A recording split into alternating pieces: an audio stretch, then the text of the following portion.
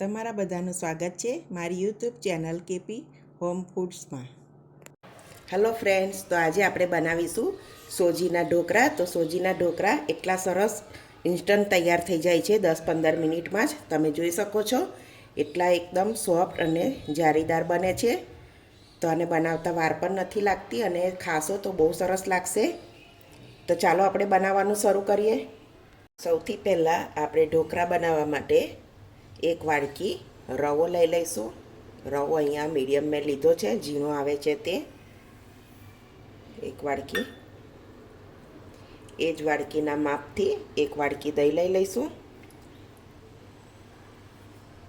અડધી ચમચી મીઠું, એક ચમચી જેટલી ખાંડ, એક ચમચી મરચાંની પેસ્ટ, એક ચમચી આદુની પેસ્ટ. આપણે બધી જ વસ્તુને બરાબર મિક્સ કરી લઈશું.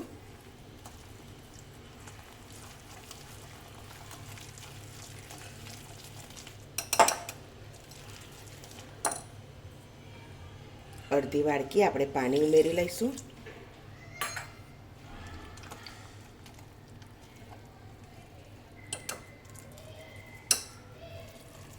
બરાબર મિક્સ કરી લઈએ.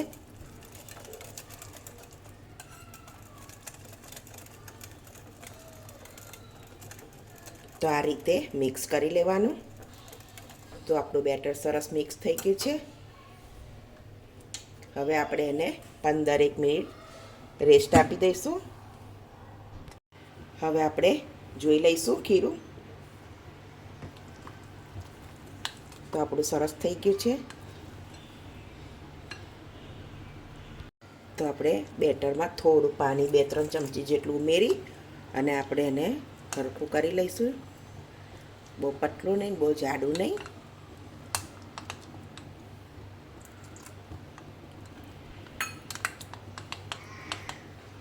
આ રીતે રાખવાનું. આ બરાબર છે. તો આપણા ઢોકળા એકદમ સ્મૂથ થાય એના માટે આપણે 1 ચમચી તેલ લઈ લઈશું. 1 લીંબુનો રસ લઈ લઈશું.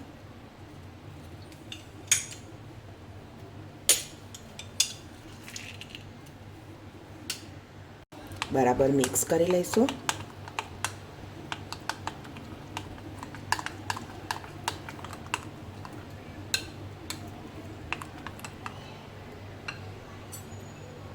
હવે આપણે 1 ચમચી, પોણી ચમચી જેટલો ઈનો લીધો છે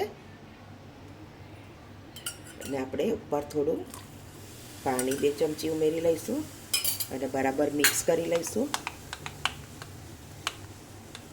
તો આપણું બેટર સરસ ફૂલી ગયું છે, તમે જોઈ શકો છો. અહીંયા આપણે આ રીતે એક ઢોકળીઓ લઈ લીધું છે. પ્લેટને તેલથી ગ્રીસ કરી લીધી છે. હવે આ રીતે મૂકી દેવાની આપણે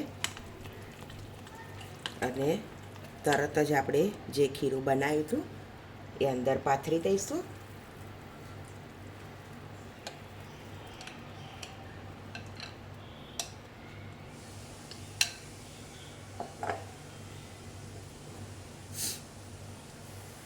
હવે આપણે થોડું મરચું ઉપર ભભરાવી લઈશું અને થોડો મરી પાવડર.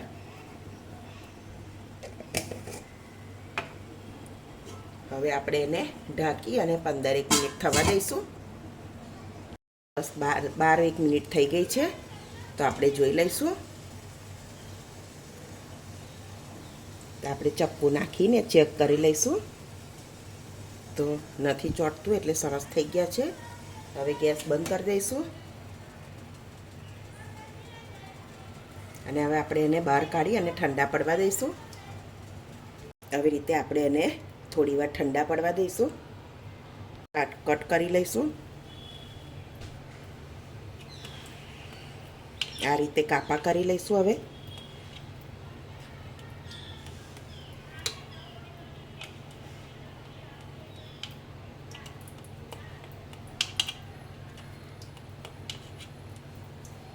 આ રીતે કાપા સરસ થઈ ગયા છે. હવે આપણે એક વઘાર લઈ લઈશું.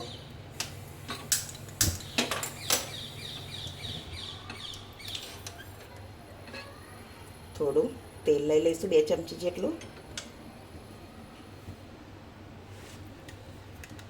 તો તેલ સરસ ગરમ થઈ ગયું છે. તો આપણે અડધી ચમચી રાઈ લઈ લઈશું. લીલા મરચાં સરસ એ થાય એટલે સફેદ તલ લઈ લઈશું 1 ચમચી જેટલા.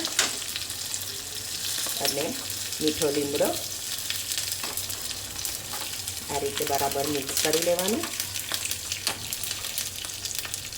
ગેસ બંધ કરી દઈશું અને આ રીતે આપણે ઉપર ભભરાઈ દેવાનું, વઘાર રેડી દેવાનો.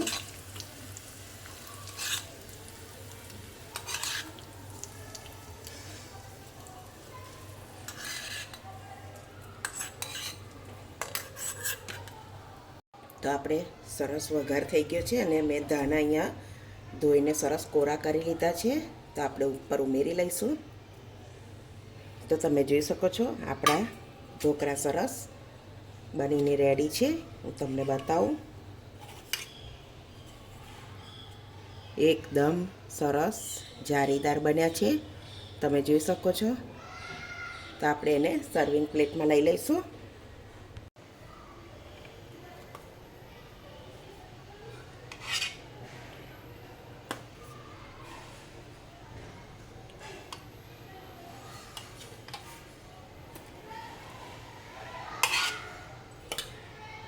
તો ફ્રેન્ડ, સરસ આપણા સોજીના ઢોકળા મસ્ત બનીને રેડી છે. જો તમે જોઈ શકો છો, હું તમને તોડીને પણ બતાવું. એકદમ સોફ્ટ જાળીવાળા બન્યા છે. તો તમે ચોક્કસથી એકવાર આવી રીતે ટ્રાય કરજો, બહુ સરસ બનશે.